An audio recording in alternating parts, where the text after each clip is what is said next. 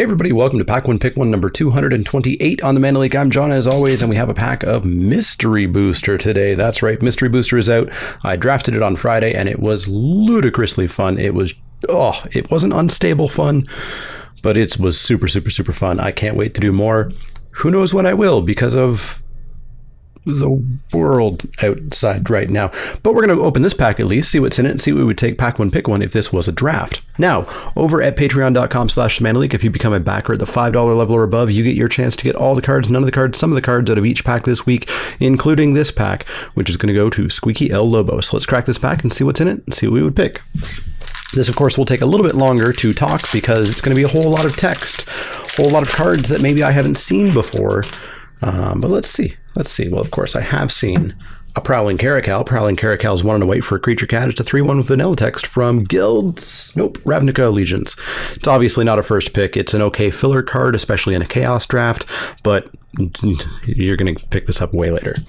Inspired Charge, 2 white for an instant from M19. Creatures you control get +2/+1 until end of turn. If you can go wide, if you can get some token producers or something, then this is obviously a great thing. Probably in like a red-white deck maybe, or even a mono-white deck. I don't know if you could actually pull off a mono-white deck. Depends on if anybody else is drafting white in your pot, I suppose, because there's 2 whites of commons, I believe, or possibly commons and uncommons, and then the other potential white cards in the pack are in the other slots, and that's totally random. But yeah, this is not a card that you're first picking either. Cloudkin Seer is up next, 2 and a blue for a creature elemental wizard. I never realized this was a wizard. From M20, flying when it ETBs, draw a card. It's a 2/1. This is a card I'd first pick. If this pack is bad, then this is a contender for first pick for sure. A 2/1, what's the word I'm looking for? Evasive flyer for 3 that draws a card is fantastic. So Cloudkin Seer, currently the first pick, and probably will hang out in frame for a while here. Up next is Amphin Pathmage, 3 and a blue for a creature Salamander Wizard. From M15, it's a 3/2, pay 2 and a blue. This creature can't be blocked this turn. I don't have huge memories of playing this card in this format. M15, I believe, was, of course, the Triplicate Spirits format, which might have been why, but this isn't awful. If you can get yourself into a bit of a board state, pay 3 mana to do 3 damage every turn is pretty solid. This is not a first pick, but if you're in blue, I think you might consider playing this depending on the quality of your other cards, but it's not going to beat Cloudkin Seer. Up next is Thallid Omnivore. Thallid Omnivore is 3 and a black for a creature fungus from Dominaria. 3/3. Pay 1, sacrifice another creature. Thallid Omnivore gets +2/+2 until end of turn. If a Saproling was sacked this way, you probably won't be sacking a Saproling. You gain 2 life.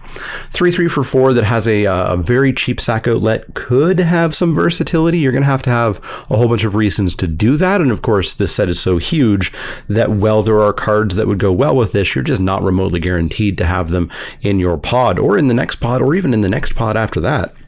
So yeah, Thallid Omnivore could be okay, but it's a very synergistic pick that you're going to need other stuff to really go off with it, and it's nowhere near Cloudkin Seer. Our second black card is Wake of Vultures. Wake of Vultures is 3 and a black for a creature bird from Eternal Masters. It's a 3/1 flyer, pay 1 and a black, sack a creature to regenerate. Wake of Vultures. 4 mana 3/1 flyer in black, that's pretty standard. We see that quite a bit. Sacking a creature to regenerate it, well, it's okay, but I'm not super stoked by this card. I'm still taking Cloudkin Seer over this. This is much more of like a 4th, 5th, 6th, 7th pick kind of card. Moving into red, we've got Blood Ogre. Blood Ogre is 2 and a red for a creature ogre warrior from a dual deck by the look of it. EO1. Whatever EO1 is. It has Bloodthirst 1 and First Strike. Bloodthirst says that if an opponent was dealt damage this turn, not lost life, dealt damage, this creature enters the battlefield with a +1/+1 counter on it. So yeah, if it's a 3/3 for 3 with First Strike, that's amazing. If it's a 2/2 First Strike for 3, that's okay. It's not a first pick. We're not picking it over Cloudkin Seer, but you're probably going to play this in most of your red decks. Orcish Oriflame is up next. 3 and a red for an enchantment from Eternal Masters. Attacking creatures you control get +1/+0. Well, if you want to be an attacking aggro deck, here's the card for you. Giving all of your attackers +1/+0 for 4 mana is not too shabby. I'm not going to first pick it. I'm not going to jump into that deck. I think you will be able to wheel this almost guaranteed. But if on the wheel you've found yourself in sort of an aggressive red style deck, well, this is the card you want. But I'm still taking Cloudkin Seer. Into green, we've got Root Out. Root Out is 2 and a green for a sorcery from Eldritch Moon. Shadows over Innistrad. Destroy target artifact or enchantment, investigate. So you make a clue, which is an artifact token that you can pay 2, sacrifice, and draw a card. This is obviously a sideboard card only. Not being instant speed hurts it, being 3 mana hurts it. Getting the clue afterward is kind of cool, but this is sideboard only. It should go very, very, very late in the pack. Our second green card is Venom Sliver. Venom Sliver is 1 and a green for a creature sliver from M15. Sliver creatures you control have Death Touch. This will probably be the only sliver creature you control. So it's a 1/1 Death Touch for 2. Womp, womp, womp. This is, it's okay, but obviously we're significantly more used to this being a 1/1 for 1. Yeah, if you have a spot for it, you can play it, but you're not first picking it. All right, into, I believe this is the multicolored card, is what this slot is. We've got Gore Clan Rampager. Gore Clan Rampager's 2 red-green for a creature beast from Modern Masters 3. It was originally from, I believe, Gatecrash. It's a 4/4 trample with Bloodthirst red-green, which means that you can discard it from your hand to give target attacking creature +4/+4 and trample until end of turn. This is a totally fine card. If you are in red-green, a 4/4 trample is great, and a +4/+4 and trample combat trick for 2 is also great. This card's just really good, but you're not first picking this early on in the draft. You're first picking, or sorry, you're not first picking this. You're picking this once you ideally know you're red-green, and once you're at least one of those colors. If you are, this is a card that is a 100% include, but it's just not a first pick at all. So this is our, I don't know what this is. This isn't our old card. I don't exactly know how these packs are laid out. Goblin Burrows. Goblin Burrows is a land from something. Maybe this is our old card. It doesn't have the new border on it. Anyways, tap to add 1 mana to your mana pool. That would be colorless mana these days. Pay 1 and a red, tap. Target goblin creature gets +2/+0 until end of turn. You're not going to get enough goblins for this to be worthwhile, so I'm not going to touch this card with a 10-foot pole. Next up is our rare, which is a mythic. It is Kargan Dragonlord. Kargan Dragonlord is red for a creature human warrior from Rise. Possibly World Wake. I don't remember those icons too well. So it is a 2/2 for 2. You can level up, which means pay a red mana to put a loyalty counter on it at sorcery speed. Once you have 4 to 7 loyalty counters, it becomes a 4/4 flyer. And once you have an 8 loyalty counter or more, which you shouldn't pay more mana for it, you get an 8/8 flying trample with fire breathing. This card's great. 2/2 for 2 is already totally fine in red. And the fact that you can just pump your extra mana into it, if you start to flood out, this thing's just going to get huge really fast, makes this card amazing. Clear first pick, I think, over Cloudkin's here, so it's definitely going to stay in frame. Now, I think we have one more card. 1, 2, 3, 4, 5, 6, 7, 8, 9, 10, 11, 12, 13. 2 more cards. We've got a foil. We've got a foil for sure. And then I think maybe the old card is underneath this one. No, that's just another mythic.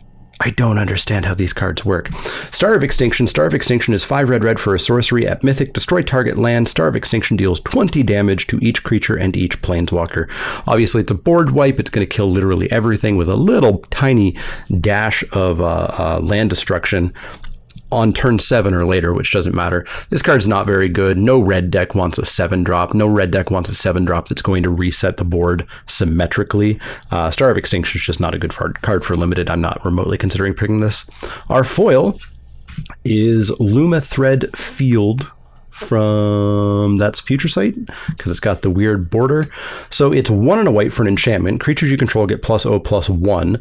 Morph for 1 and a white. So you can play you can pay 3 mana to put this face down, make it a 2/2, and then you can pay 1 and a white to say, haha, my morph wasn't even a creature, which I assume only happened in Future Sight. And actually all of my creatures now have slightly bigger butts. Doesn't seem like an amazing card. I would maybe include this in every white deck just because it is a 2/2 for 3. It's a filler creature. And then if it's relevant to give everything slightly bigger butts, that's cool. But I think the first picks are really between the Dragonlord and the Cloudkin Seer. And I think it's a pretty clear Dragonlord for me. Let me know what you would have taken out of this pack. Would you have taken the Dragon Lord? Would you have taken the Cloud Conceer? What would you have taken? Also, let me know if you've done mystery booster drafts. As I said, I've loved this format. Of course, I know a lot of stores are closing down now, so you might not have had a chance to do these if you didn't do them at conventions or last weekend. But let me know your experience. I really can't wait to draft this more. I've got a couple more boxes showing up today. Who knows when I'll be able to draft those with people, but yeah, I love this format. I wish it was on Magic Online so that I could produce way more content, but we'll see what I can figure out. Let me know what you want to know in the comments down below. If you do have any questions, comments, or suggestions, you can always find me over on Twitter, Twitch, and Facebook. You can find me at patreon.com/ShamanAleek if you want to become a backer like Squeaky L Lobo did and get all the cards, none of the cards, some of the cards out of the packs each week. Work your way towards getting an Inked Gaming playmat of the Mana Leek, or yeah, whatever you want to do. Of course, the easiest way to help out is like, share, subscribe, but if you do have questions, comments, or suggestions, let me know. Otherwise, see y'all next time.